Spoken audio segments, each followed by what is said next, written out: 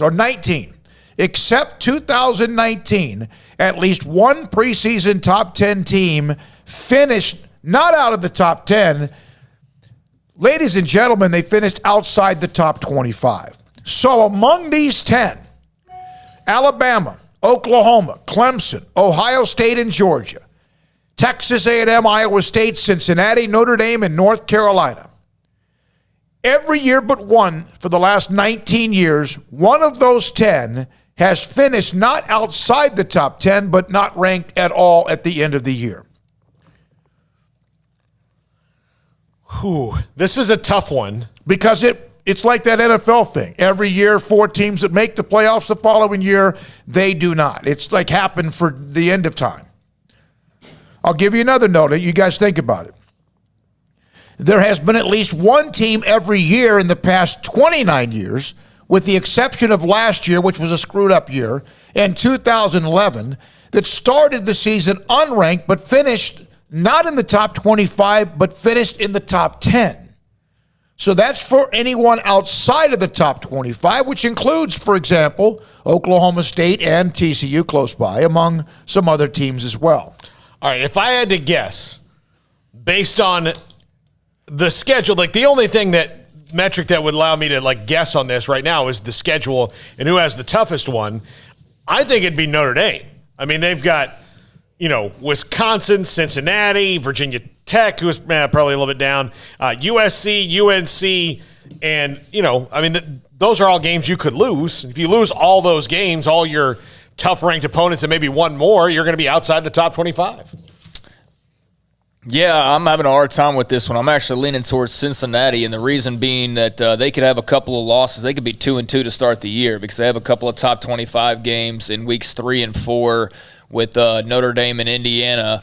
That, to me, means that you could possibly fall out of the top 25, and then, barring you going unblemished the rest of the way, which is doable for Cincinnati, although, UCF, SMU,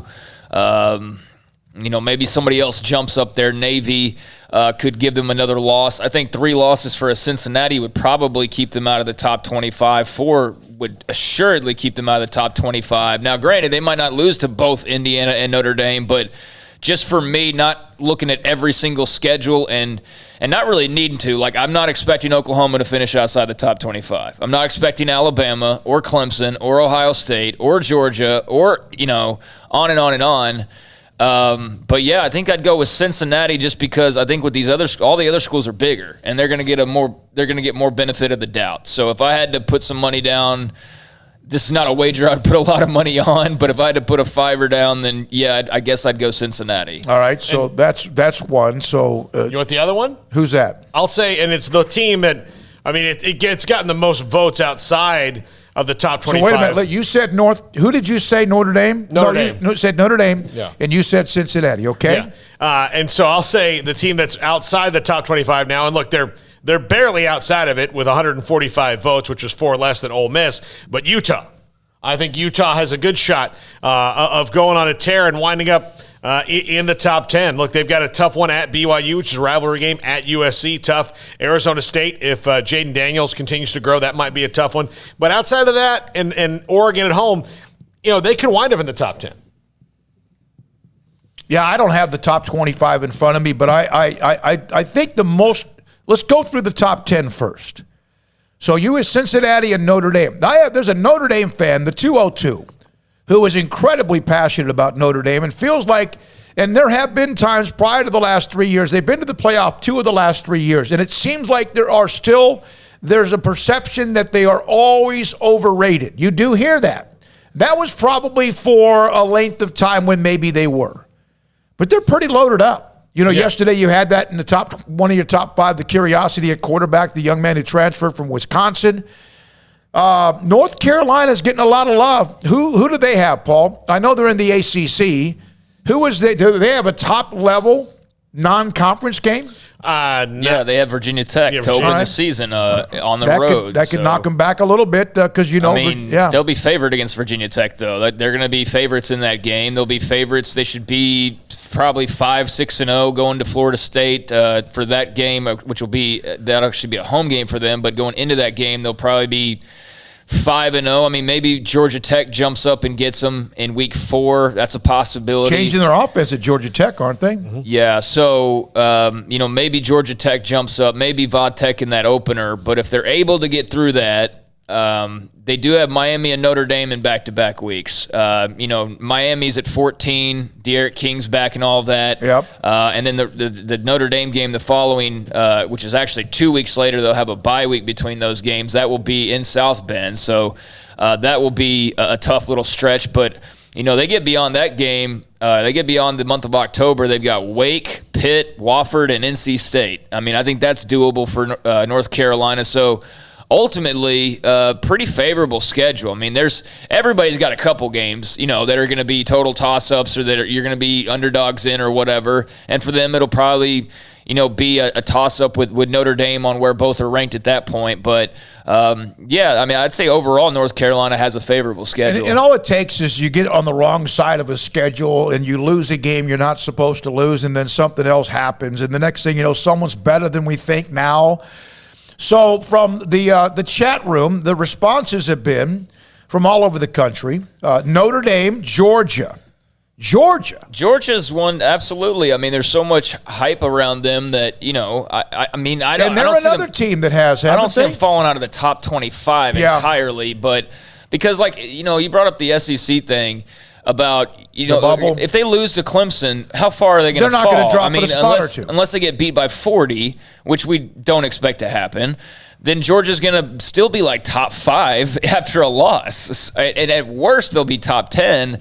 Now, granted, there's the rest of the schedule. But their schedule is not that tough. It's not as tough as it could be. Yeah, I mean, they got Clemson, but then UAB, that's a win. South Carolina, Vandy, Arkansas, Auburn, Kentucky. I mean, you never know who can pop up and win a game.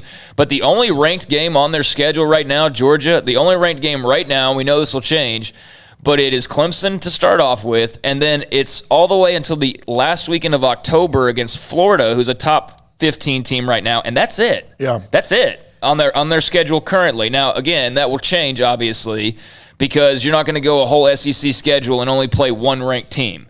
But, that as right now, that's where they sit. So I'm having a hard time seeing them falling out of the top 25 based on this schedule. From Michael Katrositz, I think that's how you say his name. If I'm wrong, Michael, I'm sorry. North Carolina is also playing at Notre Dame. Michael also said Georgia is having a lot of camp injuries, something to keep your eye on.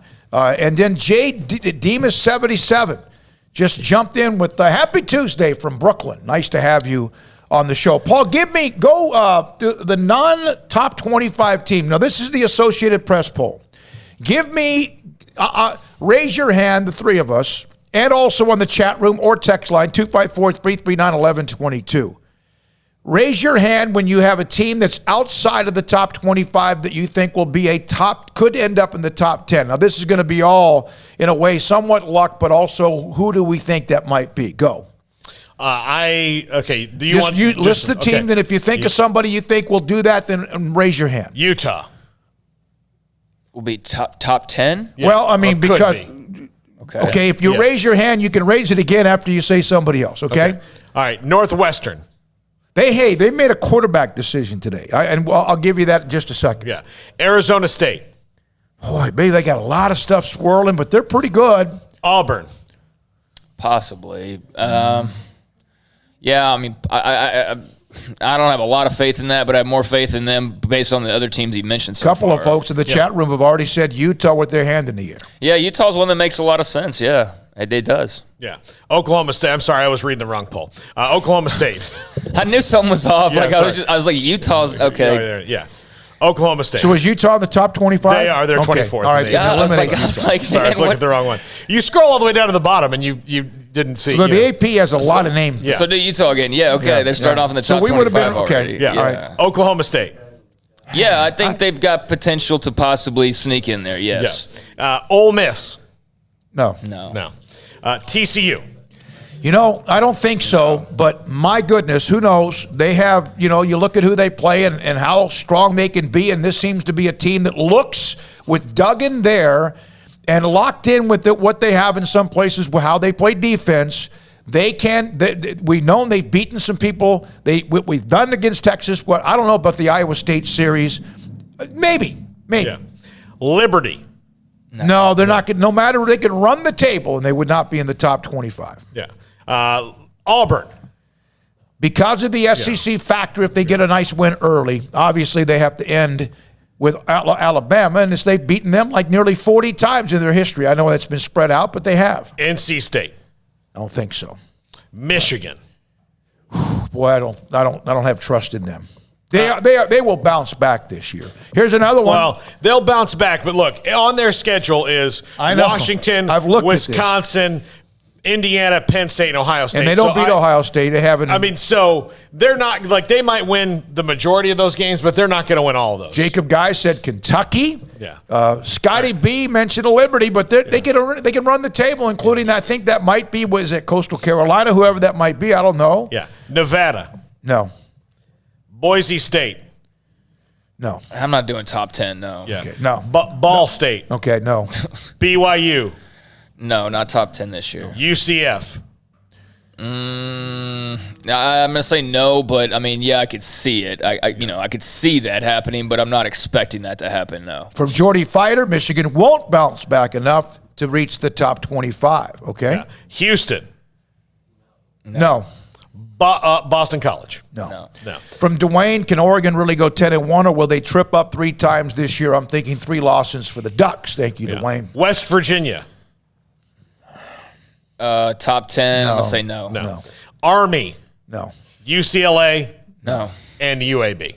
No. No. Okay. So but somebody in that group most likely will end up somehow in the top 10. From Bob and a couple of others, one mentioned Kentucky.